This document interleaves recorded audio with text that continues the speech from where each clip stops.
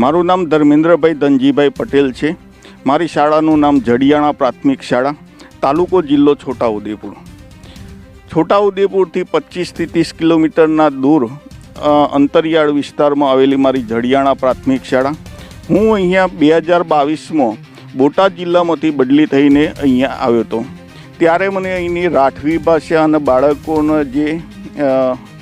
બાળકો જે અંતરિયાળ વિસ્તારમાં હતા તો આ અમારી જોડે વાતો નહોતા કરતા, એમને વાંચન લેખન માટેની તકલીફ હતી। તો અમે બાળકોને એવી પ્રવૃત્તિ આપતા હતા કે કાલે પ્રાર્થના સભામાં તારા કા વિશેના શબ્દો શોધીને લાવવા, બીજા ટીમને અમે બા વિશેના શબ્દો શોધવા માટે આપતા હતા। તો બાળકો આ કા અને બા વિશેના વધુમાં વધુ શબ્દો શોધવા હોય તો એ ઘણા બધા શબ્દો વાંચીએ અને શોધે ત્યારે જ એમને એ વિશેના શબ્દો મળતા હતા। તો આવી પ્રવૃત્તિ અમે પ્રાર્થના સભાની અંદર કરીએ છીએ। આ પ્રવૃત્તિથી અમને ફાયદો એ થયો કે બાળકો વાંચતા થયા, એ બને લખતા થયા, અમારી જોડે વાત કરતા થયા, એમની જોડે શબ્દ ભંડોળનો વિકાસ થયો કે જેઓ લખતી વખતે એમને શબ્દ ભંડોળની કમી પડતી નથી। પહેલાં અમે આ જે શબ્દવાળી પ્રવૃત્તિ છે આ બોર્ડ ઉપર જ કરાવતા હતા, પણ બાળકો એટલા બધા શબ્દો શોધીને લાવતા હતા કે એક ટીમને 40-40, 50-50 શબ્દો થઈ જતા, એટલે બંને ટીમના થઈને 150-200 શબ્દો થતા।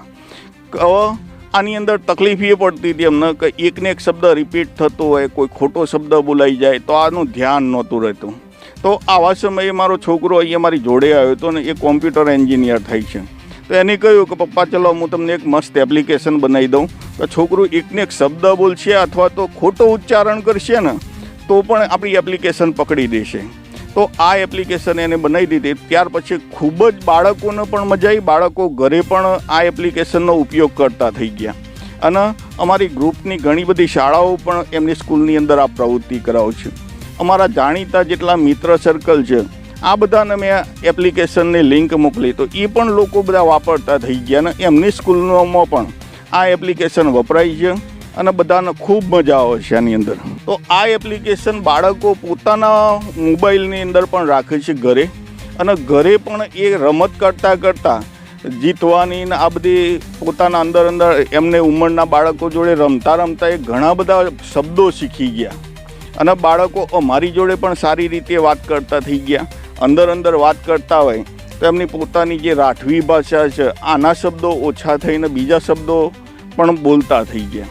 એટલે લેખનમાં અને વાંચનમાં બંને રીતે આની અંદર ફરક અમને જોવા મળ્યો।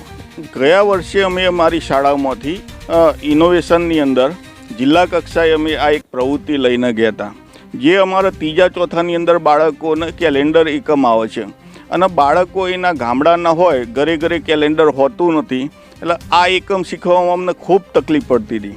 તો આ તકલીફના નિવારણ માટે અમે અમારી શાળાનું જ એક કેલેન્ડર બનાવી નાખ્યું। આ કેલેન્ડરની વિશેષતા એ છે કે અમારી શાળાના દરેક બાળકનાની અંદર જન્મદિવસ આવે છે।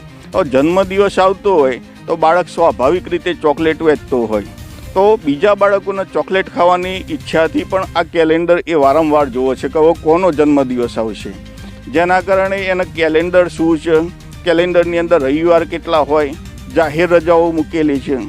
1 થી 8 ધોરણમાં જેટલા કવિ અને લેખક છે આ દરેકના જન્મદિવસ અને મરણ દિવસ અંદર આપેલા છે। આપણા જે અંગ્રેજી મહિનાના 12 નામ છે, બરાબર, 12 મહિના, તો આ સરળતાથી યાદ રાખી શકે એટલા માટે અમે એમનો જે અંદર આવતા હોય તહેવાર એના થીમ ઉપર ચોપડી બનાવી છે। તો જાન્યુઆરી એટલે જાન્યુઆરી પતંગ લાવ્યો, ફેબ્રુઆરી લગ્ન લાવ્યો, માર્ચ મસ્તી લાવ્યો, એપ્રિલ પરીક્ષા લાવ્યો, મે આઈસ્ક્રીમ લાવ્યો, જૂન નવા પુસ્તકો લાવ્યો, જુલાઈ વરસાદ લાવ્યો, ઓગસ્ટ જન્માષ્ટમી લાવ્યો, સપ્ટેમ્બર શિક્ષક દિન લાવ્યો, ઓક્ટોબર ગાંધી જયંતિ લાવ્યો, નવેમ્બર દિવાળી લાવ્યો અને ડિસેમ્બર નાતાલ લાવ્યો।